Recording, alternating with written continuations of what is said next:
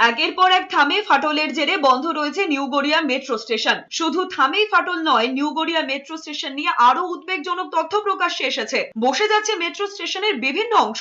বড়সড় দুর্ঘটনার আশঙ্কা। এবার নিউ গড়িয়া মেট্রো স্টেশনের গোটাটাই সংস্কারের সিদ্ধান্ত নিয়েছে কর্তৃপক্ষ।